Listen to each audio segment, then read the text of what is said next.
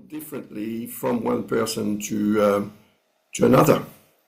So what I'm going to do now is I'll just that's it. What I'm going to do now is show you some shots, some pictures, like this one, for example. So the lunar node is going to enter in Pisces, the north one, and the south one is going to enter in Virgo on the 29th of January, and that is at 7 in the morning. 7 in the morning being, of course, universal time, Greenwich Mean Time, as you used to call it. And you see, in Pisces, there is Neptune here, there is Saturn here, and Venus. And of course, they're going to be impacted, and they'll have a strong influence on what the North Lunar Node can, allow us to achieve. Now, of course, Pisces being the last sign of the zodiac, it is linked to the 12th house. It is the 12th sign. So the 12th house in astrology, as you probably know, represents karma.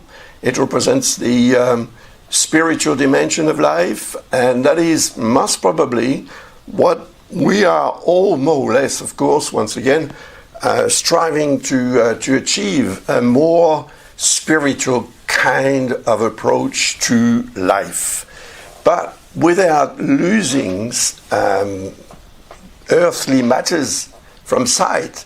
You see, the South Lunar Node usually would represent what we need to let go of, what we would need to detach ourselves from. So Virgo is the sixth sign of the zodiac, so it is linked to work, duty, daily routine and responsibilities, and it's also representing health.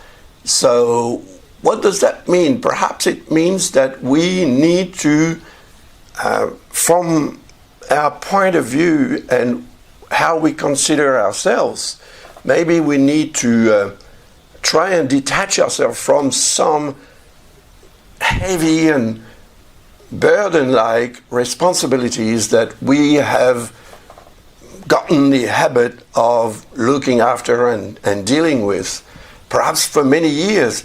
The last time this occurred, the transits of the lunar nodes on the axis between Virgo and Pisces, that was 18 years ago. So maybe this is bringing back what happened, more or less, or what you've been able to achieve 18 years ago, and you'll have another go now from the 29th of January onward until, 2026. We'll have a look at that in a minute. But because Neptune is in here, which was not the case 18 years ago, because Saturn is in Pisces as well, which was not the case 18 years ago, it is a lot different, and it's a lot stronger, it's a lot more meaningful as far as what actually Neptune represents, which is the spiritual dimension of life. But Saturn represents the more pragmatic and rational approach to the matters of life. So both together may allow us to actually find the way to reach a very important goal in our life, and to perhaps understand, grasp the essence of our life. And the meaning of life actually could be unveiled for some of us through very particular and special experiences that they've probably never had before. But all that will have a very karmic kind of connotation.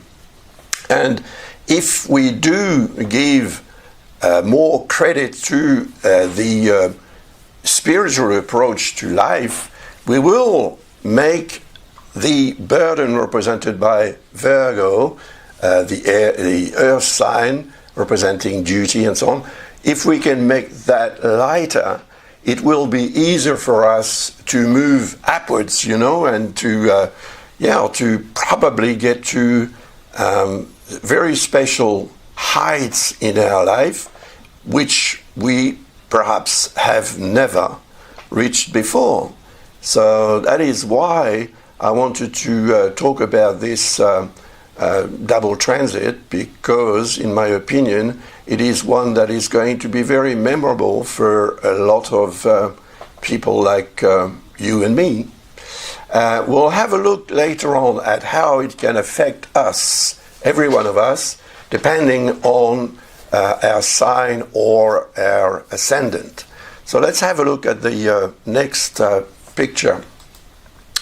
There it is now. So it is to resume what sort of synthesize what we need to expect from this double transit. A more holistic vision of our life. That is very important, because most of the time we are really submerged by petty details and situations and things that we could do without. But we have taken the habit of having those things around us.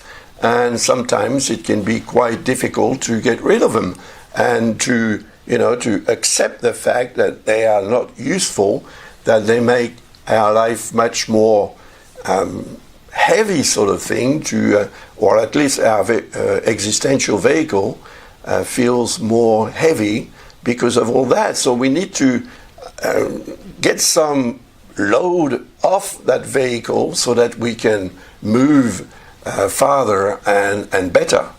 So not losing sight, of course, of earthly realities. We cannot lose sight of that, because we are earthly beings, and we have our feet on the ground, but we can have our heads in the cloud. Now, detach ourselves from material dependence. Depending on material is, of course, something that we cannot avoid, but we can sort of control, at least.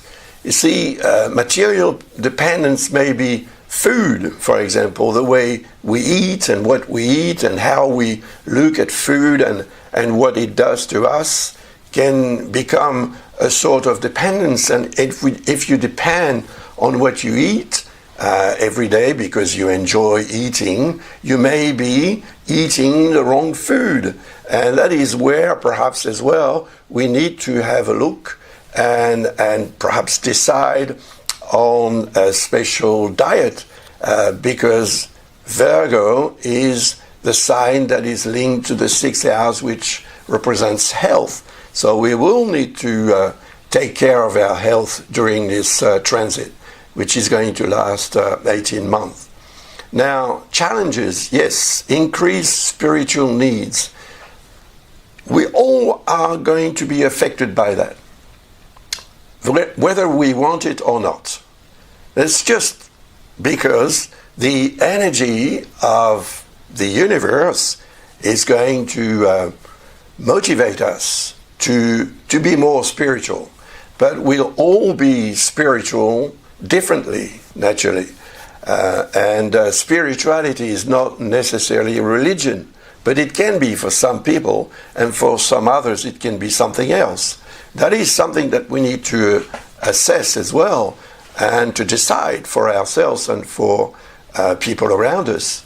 Now, we need to let go of petty and trivial matters, because that can become a source of useless burden. And that's very important to also take notice of that and to decide that this I don't need anymore, so I forget about it. I'll give it to you, or I give it to someone else, or I sell it. It can be